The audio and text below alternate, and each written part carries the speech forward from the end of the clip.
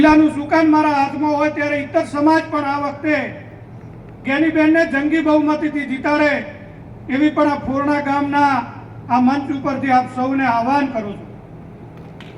આપ સૌ જાણો છો કે જે રીતે આખા દેશનો અંદર માહોલ ઊભો થયો, હિન્દુત્વની વાત કરતા હોય આપણે સૌએ હિન્દુત્વને માનીએ છીએ, આપણે પણ રામના વંશજો છીએ।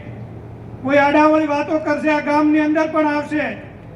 આજે ગામના વડીલોને એટલા માટે હું વિનંતી કરું છું, યુવાનોને વિનંતી કરું છું કે સૌથી વધારે આ ગામ ઉપર ભારતીય જનતા પાર્ટી ફોકસ કરશે, અહીંથી લીડ ગાળવી છે, અહીંથી માહોલ બનાવવો છે।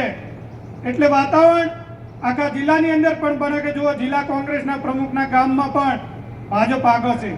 એટલે આપ સૌને વિનંતી કરું છું અને ચોક્કસપણે ખાતરીપૂર્વક કહું છું, ક્યારે રાજકીય રીતે વાત નથી કરતો, પરંતુ જે રીતે આજે જિલ્લાનું આખું વાતાવરણ બન્યું છે, જે રીતે 18 આલમના આગેવાન કાર્યકર્તાઓ એ શહેરી વિસ્તારની અંદર હોય, ચાહે પાલનપુર હોય, પાલનપુરની અંદર જિલ્લા કોંગ્રેસનું કાર્યાલય છે, હું ત્યાં રહું છું, જ્યાં 18 આલમે એક વાત આ વખતે મૂકે છે, કોંગ્રેસને જીતાડવું છે। ત્યારે આ દિયોદર મત વિસ્તારમાંથી પણ બેન આપને ખાતરી આપીએ છીએ કે પૂરી તાકાતથી અમે લડશું, અમારો કોંગ્રેસ પરિવાર લડવાનો છે અને આપને આ વિસ્તારમાંથી પણ જંગી બહુમતીથી અમે સૌ વિજય બનાવવાનો સંકલ્પ કર્યો છે। ત્યારે બેન આજે અમારે તમારી પાસે કોઈ વચન નથી જોઈતું, કારણ કે આ વિસ્તાર તમારા કામથી, તમારી કામગીરીથી વાકેફ છે।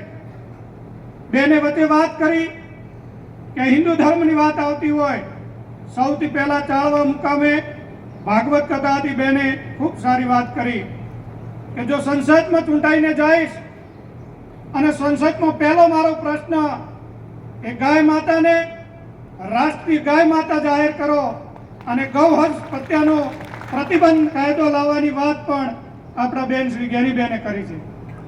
ઘણા સમાજોની અંદરો અંદર પ્રેમ લગ્ન થતા હોય, ઘણા પરિવારની અંદર વેરઝેર ઉત્પન્ન થતા હોય, બીજા સમાજની દીકરી અન્ય સમાજની દીકરા સાથે લગ્ન કરે, પરિવાર વચ્ચે વેર બંધાય, એની વાત પણ જ્ઞાનીબેને વિધાનસભામાં ખરડો લાવ્યા હતા કે કોઈ પણ સમાજની અંદર પ્રેમ લગ્ન થાય, દીકરી સગીર હોય ત્યારે કે કોઈ માતા પિતા કે પરિવારના વડીલની સંમતિ હોય ત્યારે જ એ લગ્નને માન્ય કરવામાં આવે। એટલે બેને હંમેશા કોઈ સમાજ વચ્ચે વાદ વિગ્રહ ન થાય એવા પણ પ્રયત્ન કર્યા છે।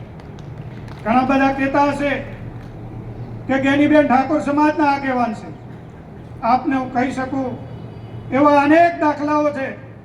વાવ વિધાનસભાની અંદર ઠાકોર સમાજની બહુમતી છે। બેન ત્યાં આપણા વિસ્તારમાં પણ લડ્યા, આજે 2 ટર્મથી ત્યાં ધારાસભ્ય છે। ઠાકોર સમાજના કોઈ પણ નાનો મોટો પ્રશ્ન હોય અન્ય સમાજે તો બેને સૌથી પહેલી પહેલ કરી કે સમાજ વચ્ચે કોઈ વિગ્રહ ન થાય, ક્યાંક ઠાકોર સમાજને પણ ઠપકો આલવો પડે તો સમાજને ઠપકો આલીને પણ બધા સમાજની સાથે ઠાકોર સમાજને બેસાડ્યું છે। ભાઈચારાની ભાવનાથી બધા સમાજો રહે છે। આવું બેનનું નેતૃત્વ છે, હું કોઈ એમની પ્રશંસા નથી કરતો, પરંતુ બેનને આપણે 1 વોટ આપશું તો આખા જિલ્લામાં એક ઇતર સમાજની તાકાત ઊભી થશે, 18 આલમની તાકાત ઊભી થશે।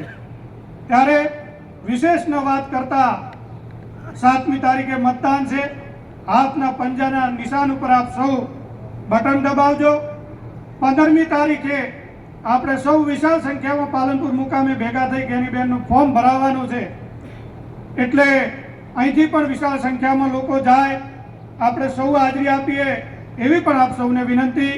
હવે જાજી વાત કરવી નથી, આપ સૌ જાણો છો જે રીતે પરિસ્થિતિ નિર્માણ થઈ છે, પરિસ્થિતિમાં ફોરણા ગામ પણ જોડાય અને ગુલાલ જ્યારે ઉડે ત્યારે આપ સૌના ઉપર ઉડે એવી મા ભગવતી ચેર માતાજીને પણ પ્રાર્થના કરું।